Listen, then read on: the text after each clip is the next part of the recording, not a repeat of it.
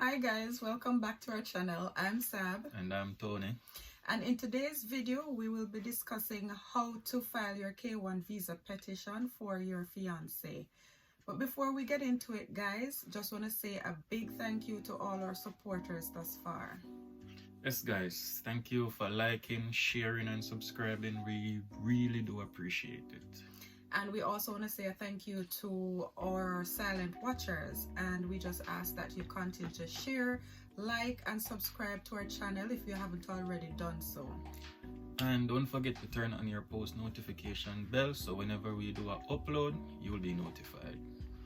Yes guys, but before we get into it, just a quick disclaimer: we are not immigration workers, nor do we work for the USCIS. This video is strictly for educational purposes, and the information provided was based on our own process and our own research.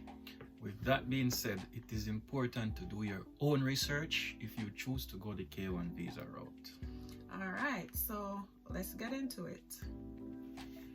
So guys, the K1 visa is a non-immigrant visa that permits the fiancé of a US citizen to travel to the United States and get married. So guys, you have to be a US citizen in order to utilize the K1 visa. Alright? And when your fiancé gets to the United States, you have 90 days in which to get married and also to file your petition. In order for your fiancé to travel to the US, you will need to file an I-129F petition, and this form you can download from the USCIS website. Next, you will also need to fill out the I-134 form, which is the affidavit of support. And this form you can also download from the USCIS website.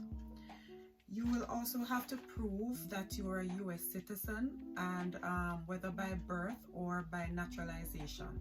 If it is by birth, then you would provide a birth certificate, and if it is by naturalization, then you would provide a naturalization certificate.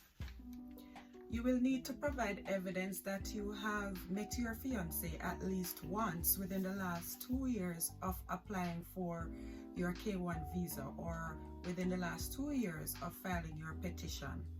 And this may include travel itineraries, boarding passes, pictures, hotel receipts, restaurant receipts, and things of that nature.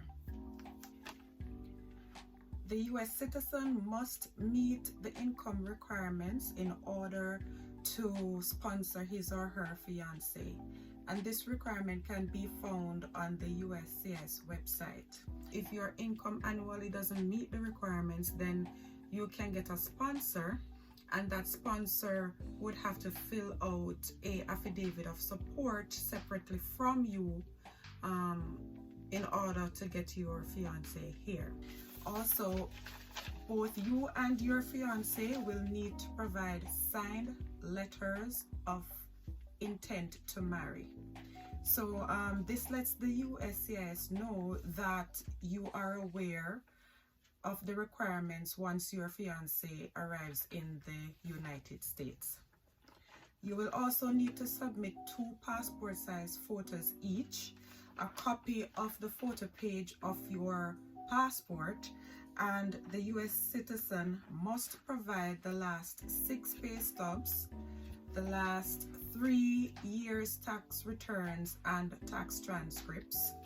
And also both you and your fiancé will need to provide your birth certificates. If either of you were ever married, then you would also need to provide your divorce decree. And guys, most importantly, you would have to prove the validity of your relationship. All right, so you can use phone records such as text messages between you and your fiancé, voice and video calls, as well as pictures, itineraries, travel itineraries, boarding passes, restaurant receipts, hotel receipts, and things of that nature. And guys, the filing fee for the I-129F is $535, which should also be mailed along with your packet. And the forms of payment for that filing fee is by money orders or cashier's check. And then this pretty much concludes the documents that you would need in order to file your petition. You can visit the USCIS website for the address to mail your packet, and this address is determined by your address.